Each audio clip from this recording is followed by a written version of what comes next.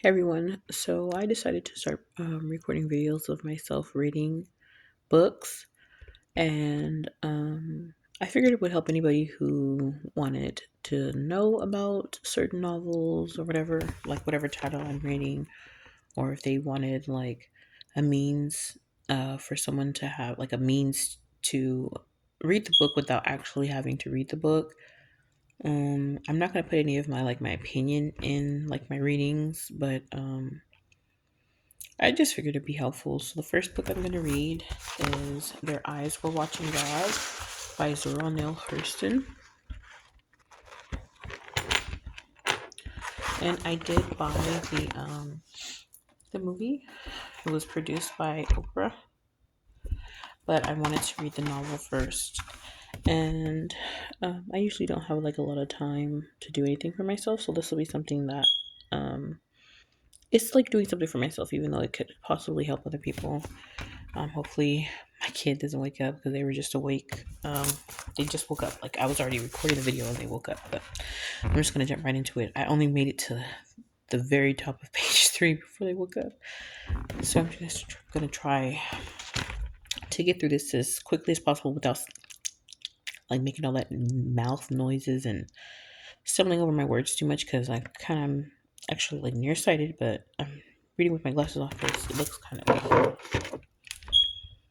Oh, it doesn't look too bad. So I might read my glasses on, and if I make any mistakes, just know that I'm just gonna keep going. I'm not gonna like re-edit it or like fix my videos like that. Not very savvy in that department. I should be, but fortunately I'm not. Excuse me. So I mean, if you stay, you stay. If you don't, you don't. It's okay. I'm gonna probably try to do like at least um,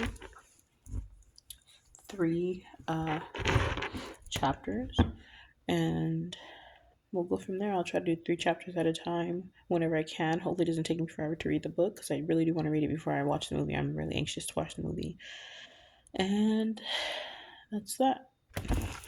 All right, you guys ready? All right, chapter 1. Ships at a distance have every man's wish on board.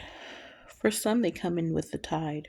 For others, they sail forever on the horizon, never out of sight, never landing until the watcher turns his eyes away in resignation, his dreams mocked to death by time. That is the life of men. Now, women forget all those things they don't want to remember and remember everything they don't want to forget. The dream is the truth. Then they act and do things accordingly. So the beginning of this was a woman, and she had come back from burying the dead. Not the dead of sick and ailing with friends at the pillow and the feet. She had come back from the sodden and the bloated, the sudden dead, their eyes flung wide open in judgment. The people all saw her come because it was sundown. The sun was gone, but he had left his footprints in the sky. It was a time for sitting on porches beside the road. It was a time to hear things and talk. These sitters had been tongueless, earless, eyeless conveniences all day long. Mules and other brutes had occupied their skins, but now the sun and the boss man were gone, so the skins felt powerful and human. They became lords of sounds and lesser things. They passed nations through their mouths. They sat in judgment. Seeing the woman as she was made them Seeing the woman as she was made them remember the envy they had stored up from other times. So they chewed up the back parts of their minds and swallowed with relish. They made burning statements with questions and killing tools out of laughs.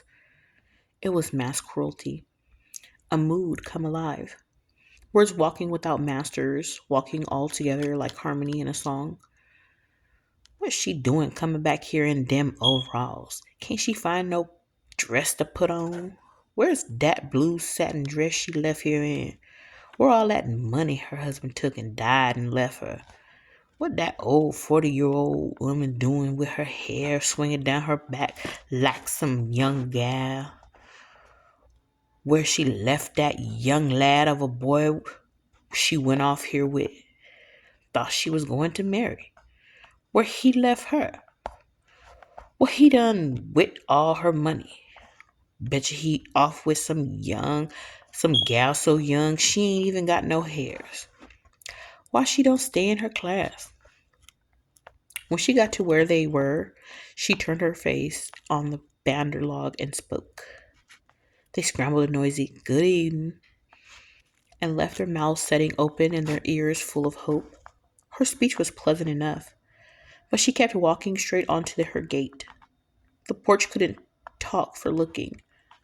The men noticed her firm buttocks like she had grapefruits in her hip pockets, the great rope of black hair swinging to her waist and unraveling in the wind like a plume. Then her pugnacious breasts trying to bore holes in her shirt. They, the men, were saving with the mind what they lost with the eye.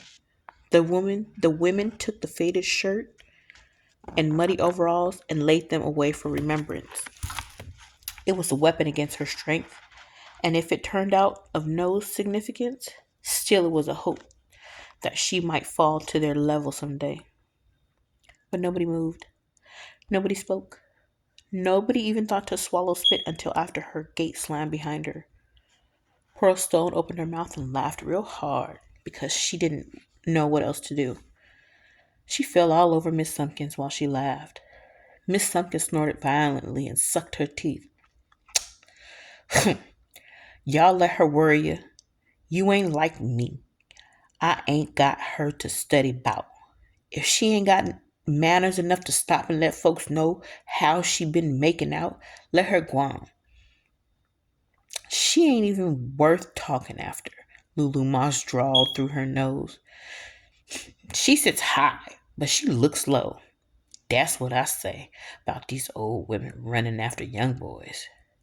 Phoebe Watson hitched her rocking chair forward before she spoke. Well, nobody don't know if it's anything to tell or not. Me? I'm her best friend, and I don't know. Maybe us don't know into things like you do, but we all know how she went way from here, and us show seen her come back. Tain't no use in you're trying to cloak no woman like Janie Starks, Phoebe, friend or no friend. At that, she ain't so old as some of y'all that's talking. She way past 40 to my knowledge, Phoebe. No more than 40 at the outside. She way too old for a boy like T-Cake. T-Cake ain't been no boy for some time. He's around 30 his own self. Don't care what it is. She could stop and say a few words with us. She act like we done something to her, Pearlstone complained. She the one been doing wrong.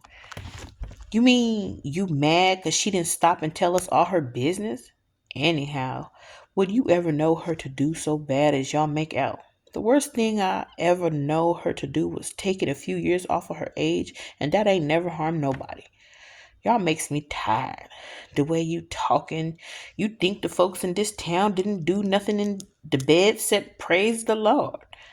You have to excuse me, 'cause I'm bound to go take her some supper. Phoebe stood up sharply. Don't mind us, Lulu smiled. Just go right ahead. Us can mind your house for you till you get back. My supper is done. You better go see how she feel. You can let the rest of us know.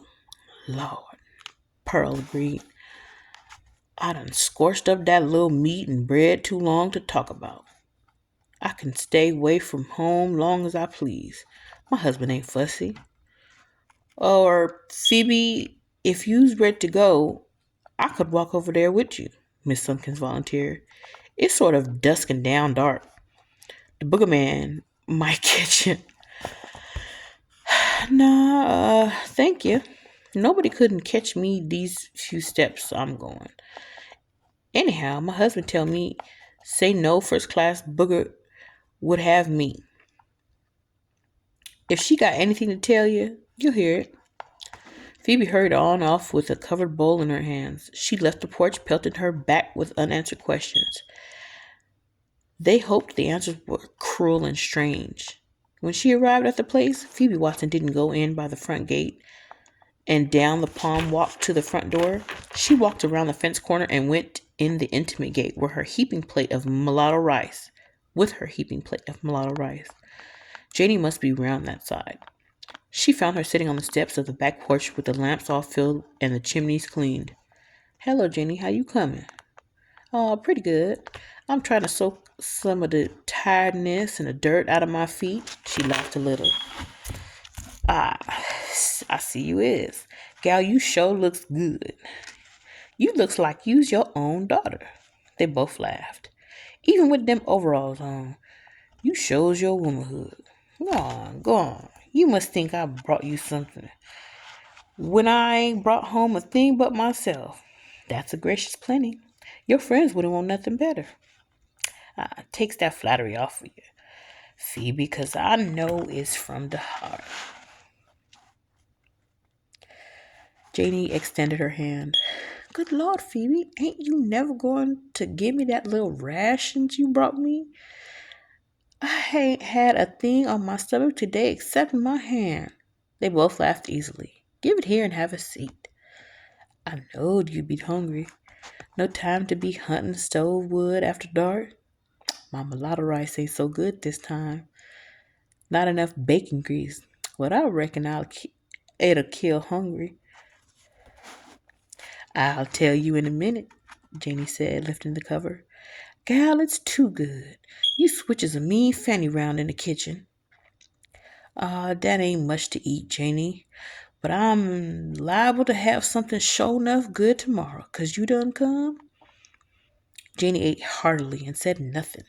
The very color of cloud dust that the sun had stirred up in the sky was settling by slow degrees. "Here, Phoebe, take your old plate.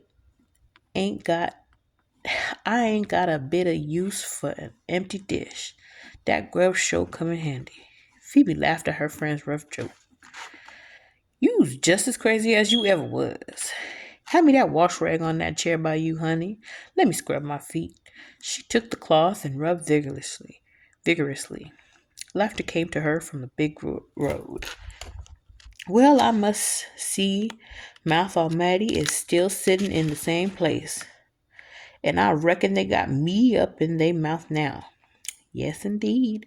You know, if you pass some people and don't speak to suit 'em, they got to go way back in your life and see what you ever done. They know more about you than you do yourself. An envious heart makes a treacherous ear. They done heard about you just what they hope done happen. If God don't think no more about 'em than I do, they's a lost ball in the high grass. Here's what they say, 'cause they just will collect round my porch, 'cause it's on the big road. My husband got sick of 'em. Sometimes he makes 'em all get from home. Sam is right, too. They just wearing out your sitting chairs. Yeah, Sam say most of 'em goes to church, so they'll be sure to rise in judgment. That's they That's the day that every secret is supposed to be made known. They wants to be there and hear it all. Sam is too crazy. You can't stop laughing when you's round him. He say he aims to be there himself so he could find out who stole his corncob pipe. Phoebe, that Sam of yours just won't quit. Crazy thing. Most of these zigaboos is so head up over your business till they liable to hurry theyself to judgment to find out about you if they don't soon know. You better make haste and tell 'em about you and Tea-Cake getting married, and if he taken all your money and went off with some young gal, and where at he is now, and where is all your clothes that you got to come back here in overalls. I don't mean to bother with telling 'em nothing, Phoebe. 'Tain't worth the trouble. You can tell 'em what I say if you wants to. That's just the same as me, 'cause my tongue is in my friend's mouth. If you so desire, I'll tell 'em what you tell me to tell 'em. To start off with, people like them waste up too much time putting their mouth on things they don't know nothing about. Now, they got to look into me loving tea cake and see whether it was done right or not. They don't know if life is a mess of cornmeal dumplings or if love is a bed quilt. So long as they get a name to gnaw on, they don't care who it is and what about, especially if they can make it sound like evil. If they wants to see and know, why they don't come kiss and be kissed? I could then sit down and tell them things. I've been a delegate to this big association of life. Yes, sir. The Grand Lodge, the big convention of living is just where I've been this year and a half. Y'all ain't seen me. They sat there in the fresh young darkness close together, Phoebe eager to feel and do through Janie, but hating to show her zest for fear it might be thought mere curiosity. Janie full of that oldest human longing, self-revelation.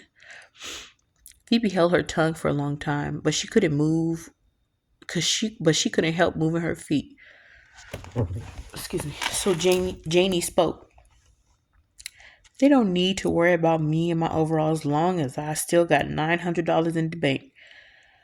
T-Cake got me into wearing them, following behind him. T-Cake ain't wasted up no money of mine. He ain't left me for no young gal neither. He give me every consolation in the world. He'd tell him so too if he was here, if he wasn't gone. Phoebe dilated all over with eagerness. T-Cake gone? Yeah, Phoebe, Tea-Cake is gone. That's the only reason you see me back here, 'cause I ain't got nothing to make me happy no more where I was at, down in the Everglades there, down on the mud. It's hard for me to understand what you mean, the way you tell it, and then again, I'm hard of understanding at times. No, it ain't nothing like you might think, so it ain't no use in me telling you something unless I give you the understanding to go along with it. Unless you see the fur, a mink skin ain't no different from a coon hide. Look at here, Phoebe. Is Sam waiting on you for his supper? It's already in waiting. If he ain't got sense enough to eat it, that's his hard luck. Well then, we can set right where we is and talk. I got the house all open up to let this breeze get a little catching. Phoebe, we've been kissing friends for 20 years. So I depend on you for a good thought. And I'm talking to you from that standpoint. Time makes everything old, so the kissing young darkness became a monstropolis old thing while Jeannie talked. Chapter 2. Janie saw her life like a great tree in leaf with the things suffered, things enjoyed, things done and undone. Dawn and doom was in the branches. I know exactly what I got to tell you, but it's hard to know where to start at. I ain't never seen my papa, and I didn't know I didn't, sorry. I ain't never seen my papa, and I didn't know him if I did. My mama neither. She was gone from around there long before I was big enough to know. My grandma raised me. My grandma and the white folks she worked with. She had a house out in the backyard, and that's where I was born. They was quality white folks up there in West Florida, named Washburn. She had 4 grandchildren on the place, and all of us played together, and that's how come I never called my grandma nothing but Nanny, 'cause that's what everybody on the place called her. Nanny used to catch us in our devilment and lick every youngin' on the place, and Miss Washburn did the same. I reckon they never hit us a lick amiss, 'cause them 3 boys and us 2 girls was pretty aggravating, I expect. I was with them white chillin' so much till I didn't know I wasn't white till I was round 6 years old. Wouldn't have found it out then, but a man come along taking pictures and without asking anybody, Shelby, that was the oldest boy, he told him to take us. Around a week later, the man brought the picture from Miss Washburn to see and pay him, which she did, then give us all a good licking. So when we looked at the picture and everybody got pointed out, there wasn't nobody left except a real dark little girl with long hair standing by Eleanor. That's where I was supposed to be. But I couldn't recognize that dark circle as me. So I sat, where is me? I don't see me.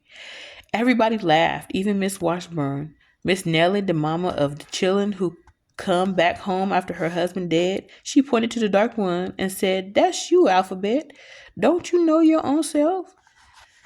They all used to call me Alphabet because so many people had done named me different names. I looked at the picture a long time and seen it was my dress and my hair, so I said, "Oh, I'm colored." Then they all laughed real hard. But before I seen the picture, I thought I was just like the rest.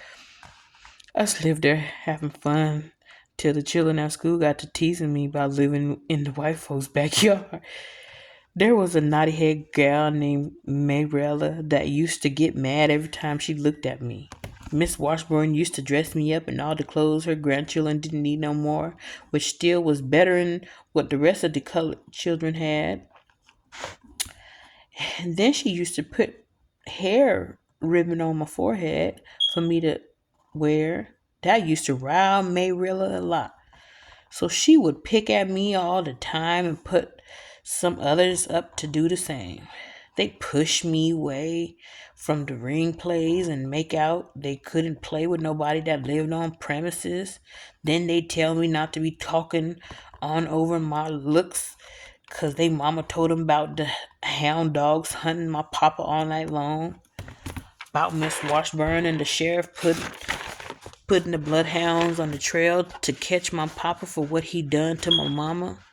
They didn't tell about how we was seen trying to get in touch with my mama later on so he could marry her. No, they didn't talk that part of it at all. They made it sound real bad so as to crumble my feathers.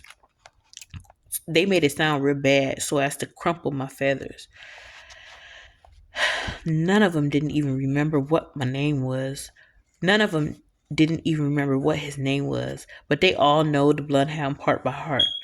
Nanny didn't love to see me with my head hung down, so she figured it would be mo better for me if us had us house. She got the land and everything, and then Miss Washburn helped out a whole heap with things. Phoebe's hungry listened and helped Janie to tell her story. So she went on, thinking back to her young years and explaining them to her friend in soft, easy phrases, while all around the house, the nighttime put on flesh and blackness. Excuse me. She thought a while and decided that her conscious life had commenced at Nanny's gate. On a late afternoon, Nanny had called her to come inside the house because she had spied Janie letting Johnny Taylor kiss her over the gatepost.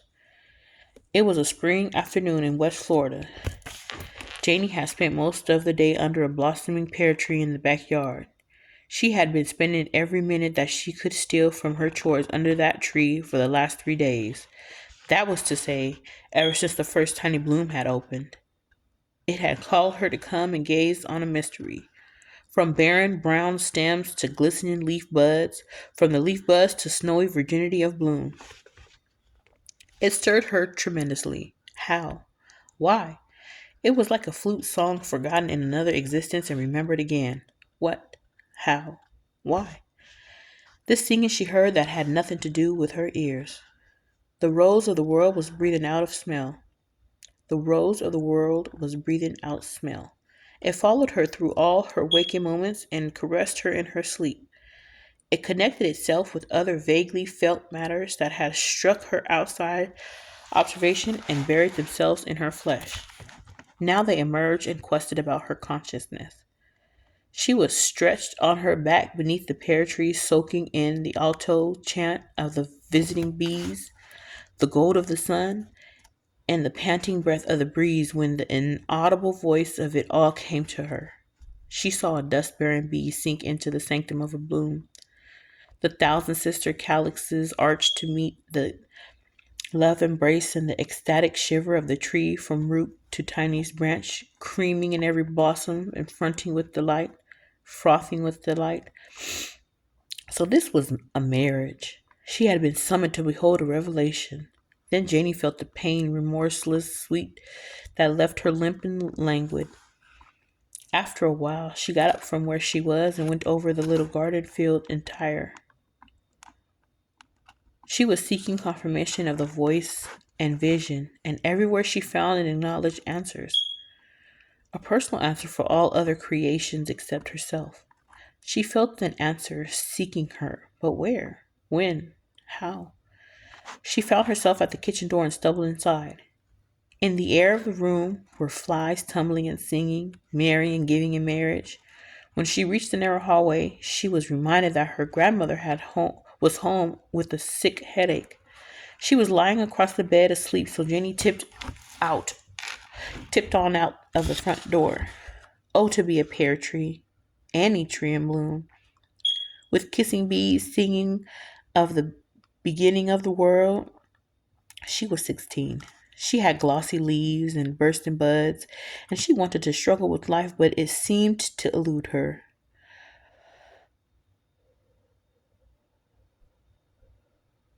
Where were the singing bees for her? Nothing on the place nor in her grandma's house answered her. She searched as much as the world as she searched as much of the world as she could from the top of the front steps and then went on down to the front gate and leaned over to gaze up and down the road, looking, waiting, breathing short with impatience, waiting for the world to be made.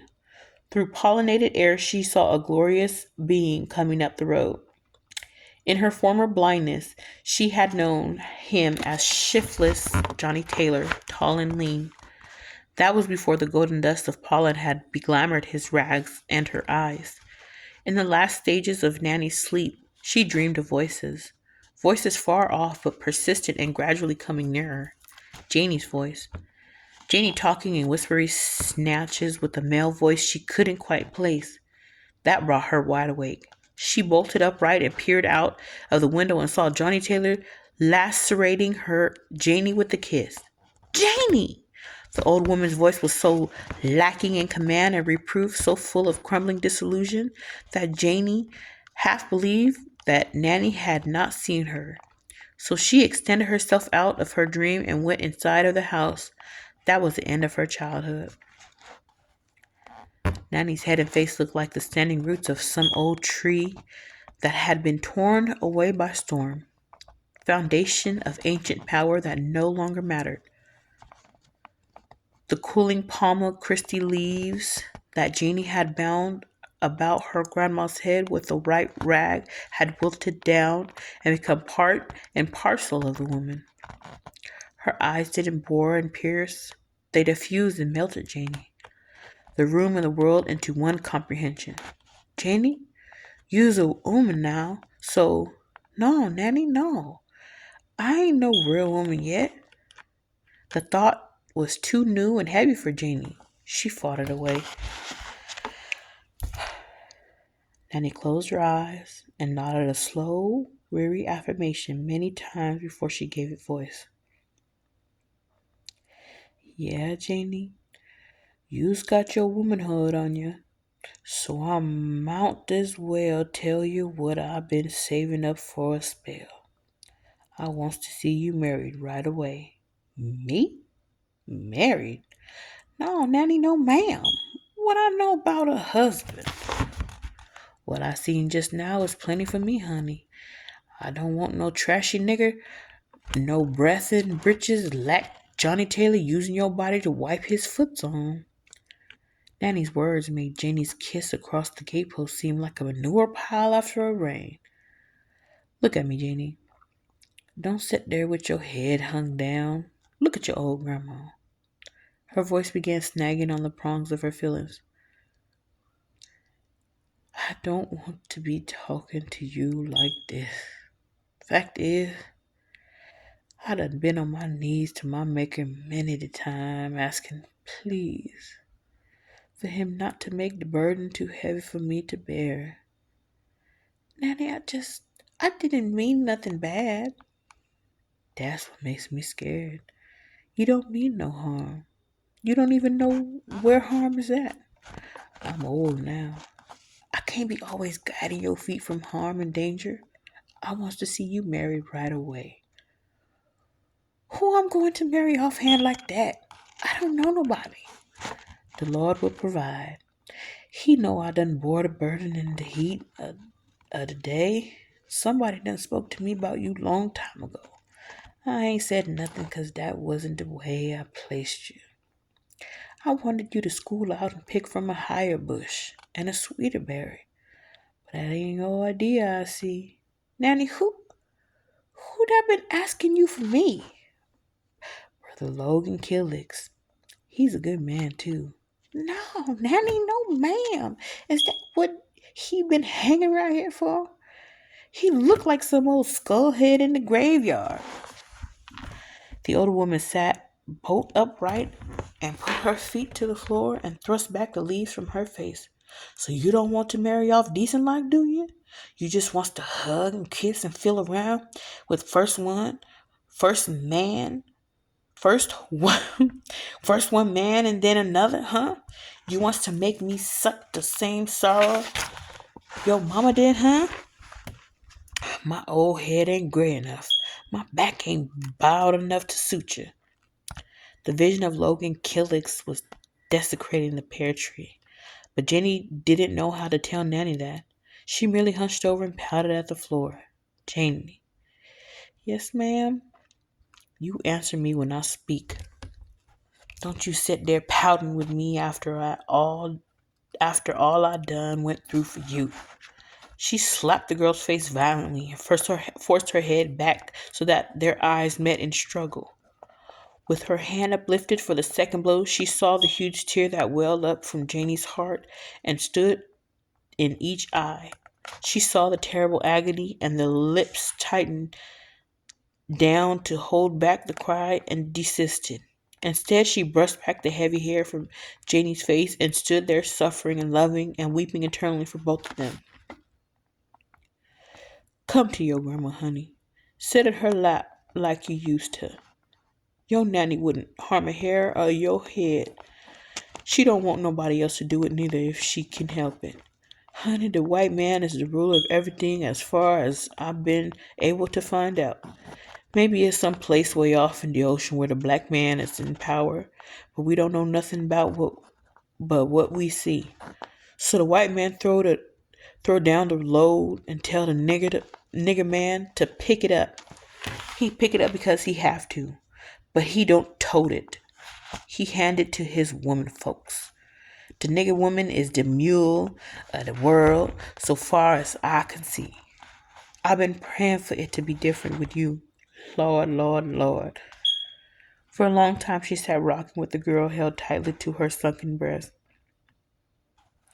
Janie's long legs dangled over one arm of the chair, and the long braids of her hair swung low on the other side. Nanny half sung, half sobbed, a running chant prayer over the head of the weeping girl. Lord have mercy. It was a long time on the way, but I reckon it had to come. Oh, Jesus, to Jesus. I done the best I could. Finally, they both grew calm. Jenny, how long you been lowing Johnny Taylor to kiss you? Only this one time, Nanny. I don't love him at all. What made me do it is, oh, I don't know. Thank you, Master Jesus. I ain't going to do it no more, Nanny. Please don't make me marry Mr. Killix. Tain't Logan Killix wants you to have baby. It's protection. I ain't getting old, honey. I'm done old. One morning soon now, the angel with the sword is going to stop by here. The day and the hour is hid from me, but it won't be long. I asked the Lord when you was an infant in my arms to let me stay here till you got grown. He done spared me to this day. My daily prayer now is to let these golden moments roll on a few days longer till I see you safe in life. Let me wait, Nanny, please, just a little bit more. Don't think I don't feel with you, Janie, 'cause I do. I couldn't love you more if I had a felt your birth pains myself. Fact of the matter, I loves you a whole heap more than I do your mama, the one I did birth. But you got to take into consideration you ain't no everyday child like most of 'em. You ain't got no papa. You might just as well say no mama for the good she do to you. You ain't got nobody but me, and my head is old and tilted towards the grave. Neither can you stand alone by yourself. The thought of you being kicked around from pillar to post is a hurting thing. Every tear you drop squeezes a cup of blood out of my heart. I got to try and do for you before my head is cold. A sobbing sigh burst out of Jamie. The old woman answered her with little soothing pats on the hand.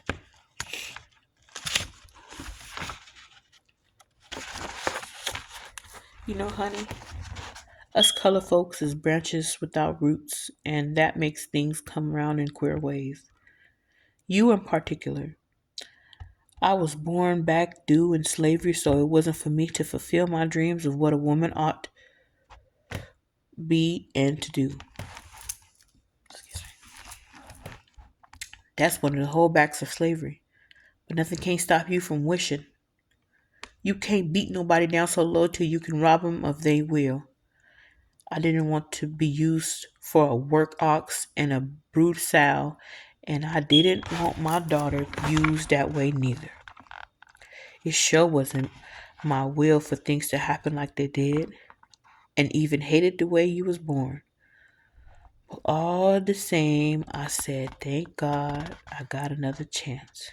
I wanted to preach a great sermon about colored women sitting on high, but there wasn't no pulpit for me.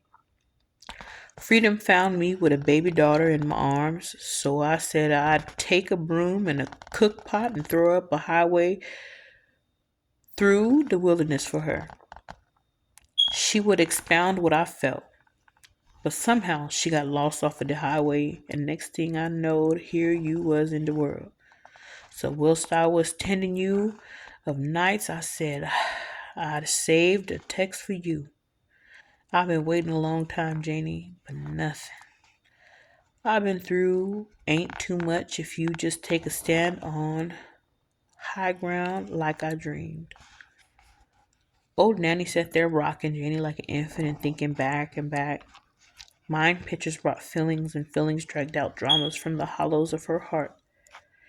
That morning on the plantation close to Savannah, a rider came in a gallop telling about Sherman taking Atlanta. Morris Roberts' son had done been killed at Chickamauga.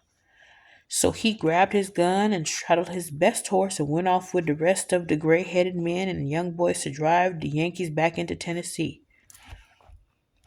They was all cheering and crying and shouting for the man that was riding off. I couldn't see nothing 'cause your mama wasn't but a week old, and I was flat on my back. But pretty soon, he let on he forgot something and ran into my cabin and made me let down my hair for the last time. He sort of roped his hand in it, pulled my big toe like he always done, and was gone after the rest like lightning. I heard him give one last whoop for him. Then the big house and the quarters got sober and silent. It was the cool of the evening when Misty's come walking in my door. She throwed the door wide open and stood there looking at me out of her eyes and her face. Looked like she been living through 100 years in January without one day of spring. She come stood over me in the bed. Nanny, I come to see that baby of yourn. I tried not to feel the breeze off her face, but it got so cold in there that I was freezing to death under the kivers. So I couldn't move right away like I aimed to, but I knowed I had to make haste and do it. You better get that kiver off of that youngin' and that quick, she clashed at me. Look like you don't know who is Misty's on this plantation, madam, but I aims to show you. By that time I had done managed to uncover my baby enough for her to see the head and face. Nigger, what's your baby doing with gray eyes and yellow hair? She began to slap my jaws every which way.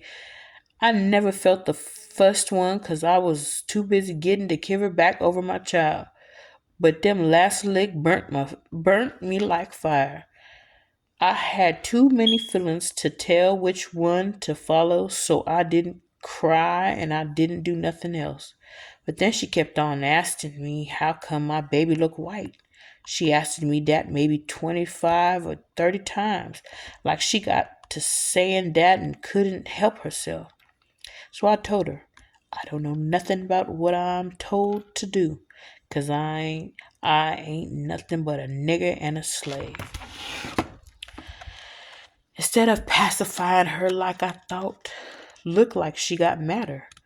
But I reckon she was tired and wore out, 'cause she didn't hit me no more. She went to the foot of the bed and wiped her hands on her handsker. Handsker. I wouldn't I wouldn't dirty my hands on you. But first thing in the morning, the overseer will take you to the whipping post and tie you down on your knees and cut the hide off of your yaller back.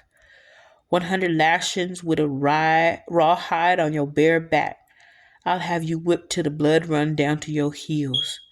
I mean to count the licks myself. And if it kills you, I'll stand the loss. Anyhow, as soon as that brat is a month old, I'm going to sell it off of this place. She flounced on off and let her winter time with me. I knowed my body wasn't healed, but I couldn't consider that. In the black dark, I wrapped my baby the best I knowed how and made it to the swamp by the river. I know the place was full of moccasins and other biting snakes, but I was more scared of what was behind me. I hid in there day and night and suckled the baby every time she started to cry for fear somebody might hear her and I'd get found. I ain't saying a friend or two didn't feel my care, and then the good Lord to seen to it that I wasn't taken. I don't see how come my milk didn't kill my child with me so scared and worried all the time. The noise of the owl scared me. The limbs of the cypress trees took to crawling and moving round after dark, and 2, 3 times I heard panthers prowling round. But nothing never hurt me 'cause the Lord knowed how it was. Then one night I heard the big guns booming like thunder. It kept up all night long.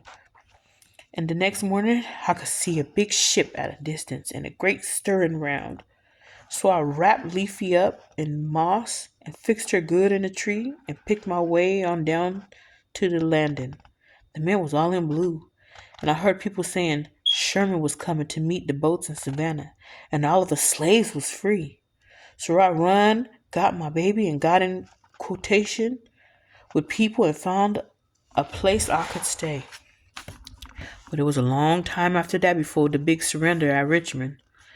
Then the big bell ring in Atlanta, and all the men in gray uniforms had to go to Moultrie and bury their swords in the ground to show they was never to fight about slavery no more.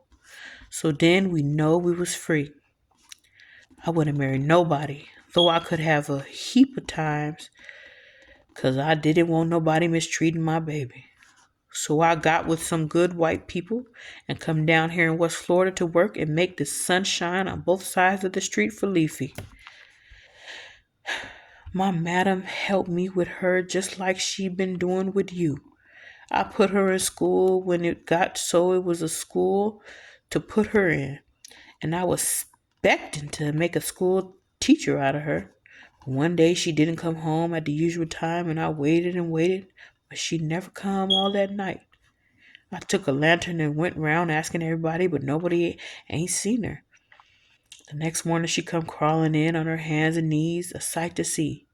That school teacher had done hid her in the woods all night long, and she had done raped my baby and run off just before day. She was only 17 and something like that to happen. Lord have mercy. Lord, like I can see it all over again. Lord, like I can see it all over again. It was a long time before she was well, and by that time we knowed you was on the way. And after you was born, she took to drinking liquor and staying out nights. Couldn't get her to stay here and nowhere else. Lord knows where she is right now. She ain't dead 'cause I know it by my feelings. But sometimes I wish she was at rest. And Janie, maybe it wasn't much, but I done the best I can by you. I raked and scrapped and bought this little piece of land so you wouldn't have to stay in the white folks' yard and tuck your head before other children at school. That was all right when you was little. But when you got big enough to understand things, I wanted you to look upon yourself. I don't want your feathers always crumpled by folks throwing up things in your face. And I can't die easy thinking maybe the men folks, white or black, is making a spit cup out of you. Have some sympathy for me. Put me down easy, Janie. I'm a cracked plate.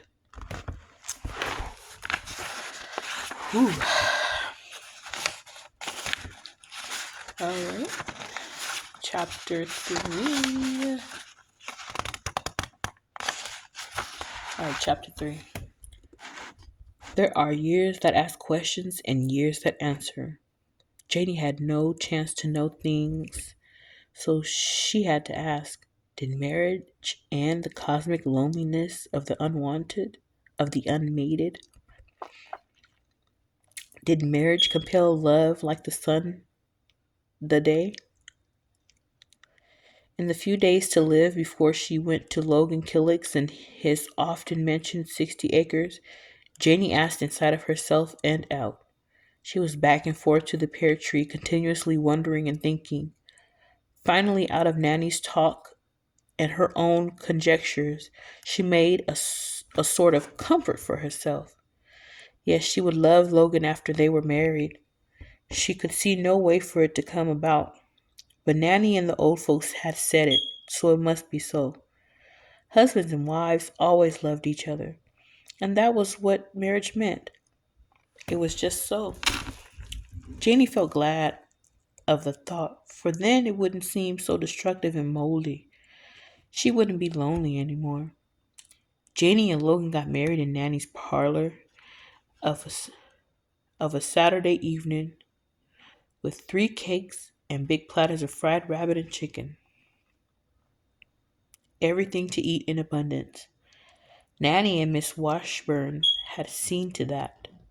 But nobody put anything on the seat of Logan's wagon to make it ride glorious on the way to his house. It was a lonesome place like a stump in the middle of the woods where nobody had ever been. The house was absent of flavor too. But anyhow, Jenny went on inside to wait for love to begin. The new moon had been up and down 3 times before she got worried in mind. Then she went to see Nanny in Miss Washburn's kitchen on the day for beaten biscuits. Excuse me. Nanny beamed all out with gladness and made her come up to the breadboard so she could kiss her. Lord have mercy, honey, I sure is glad to see my child. Go on inside and let Miss Washburn know you's here. How was that husband of yours? Janie didn't go in where Miss Washburn was. She didn't say anything to match up with Nanny's gladness either. She just fell on a chair with her hips and sat there. Between the biscuits and her beaming pride, Nanny didn't notice for a minute. But after a while, she found the conversation getting lonesome, so she looked up at Janie. What's the matter, sugar? You ain't none too spry this morning. Oh, nothing much, I reckon. I come to get a little information from you. The old woman looked amazed and gave a big clatter of laughter. Don't tell me you done got knocked up already. Let's see. This Saturday, it's 2 months and 2 weeks. No, I don't think so anyhow. Janie blushed a little. You ain't got nothing to be ashamed of, honey. You's a married woman. You got your lawful husband same as Miss Washburn or anybody else. I'm all right that way. I know it ain't nothing there. You and Logan been fussing? Lord, I know that grass-cut, liver-lip nigga ain't done took and beat my baby already. I'll take a stick and salivate him. No, he ain't even talked about hitting me. He says he never meant to lay the weight on his hand on me and Malice. He chops all the wood he thinks I wants, and then he totes it inside the kitchen for me. Keeps both water buckets full. Don't expect all that to keep up. He ain't kissing your mouth when he carry on over you like that. He kissing your foot, and tain't in a man to kiss foot long. Mouth kissing is on an equal, and that's natural. But when they got to bow down to love, they soon straightens up. Yes'm. Well, if you do all that, what you come in here with a face long as my arm for? 'Cause you told me I must going to love him, and I don't. Maybe if somebody was to tell me how, I could do it. You come here with your mouth full of foolishness on a busy day. Hey, you got a prop to lean on all your bond days and big protection, and everybody got to tip their hat to you and call you Miss Killix, and you come worrying me about love? But Nanny, I wants to want him sometimes. I don't want him to do all the wanting. If you don't want him, you show Alter. Here, you is with the onlyest organ in town. Amongst colored folks in your part. Got a house bought and paid for and 60 acres of land right on the big road, and Lord have mercy. That's the very prong all us black women gets hung on. This love. That's just what got us pulling and hollering and sweating and doing from can't see in the morning till can't see at night. That's how come the old folks say that being a fool don't kill nobody. It just makes you sweat. I bet you want some dressed up dude that got to look at the sole of his shoe every time he crossed the street to see whether he got enough leather there to make it across. You can buy and sell such as them with what you got. In fact, you can buy them and give them away. I ain't studying about none of them. At the same time, I ain't taking that old land to heart neither. I could throw 10 acres of it over the fence every day and never look back to see where it fell. I feel the same way about Mr. Killix too. Some folks never was meant to be loved, and he's one of them. How come? 'Cause I hates the way his head is so long one way and so flat on the side, and that pawn up fat backs of his neck. He never made his own head. You talk silly. You talk silly. I don't care what made it. I don't care who made it. I don't like the job. I don't like the job. His belly is too big too. Now and his toenails look like mule. And ain't nothing in the way of him washing his feet every evening before he comes to bed. Ain't nothing to hinder him, 'cause a place is the water for him. I'd rather be shot with tacks than to turn over in the bed and stir up the air whilst he is in there. He don't even never mention nothing pretty. She began to cry. I want things sweet with my marriage, like when you sit under a pear tree and think, ah. Ain't no use in you crying, Janie. Grandma done been long a few roads herself. But folks is meant to cry about something or other. Better leave things the way they is. You's young yet. No telling what might happen before you die. Wait a while, baby. Your mind will change. Nanny sent Jamie along with a stern mien, but she dwindled all the rest of the day as she worked. And when she gained the privacy of her own little shack, she stayed on her knees so long she forgot she was there herself. There is a basin in the mind where words float around on thought and thought on sound and sight. Then there is a depth of thought untouched by words, and deeper still, a gulf of formless feelings untouched by thought. Nanny entered this infinity of conscious pain again on her old knees. Towards morning she muttered, Lord, you know my heart. I done the best I could do. The rest is left to you. She scuffled up from her knees and fell heavily across the bed. A month later she was dead. So Janie waited a bloom time and a green time and an orange time. But when the pollen again gilded the sun and sifted down on the world, she began to stand around the gate and expect things. What things? She didn't know exactly. Her breath was gusty and short. She knew things that nobody had ever told her. For instance, the words of the trees and the wind. She often spoke to falling seeds and said, I hope you fall on soft ground. She said she heard seeds saying that to each other as they passed. She knew the world was a stallion rolling in the blue pasture of ether. She knew that God tore down the old world every evening and built a new one by sunup. It was wonderful to see it take form with the sun and emerge from the gray dust of its making. The familiar people of things had failed her, so she hung over the gate and looked up the road towards way off. She knew now that marriage did not make love. Jane's first dream was dead, so she became a woman. So that was the first 3 chapters, and the next few chapters are kind of long, so I think I'm just gonna break this video up. For like I said, 3 chapters at a time, probably.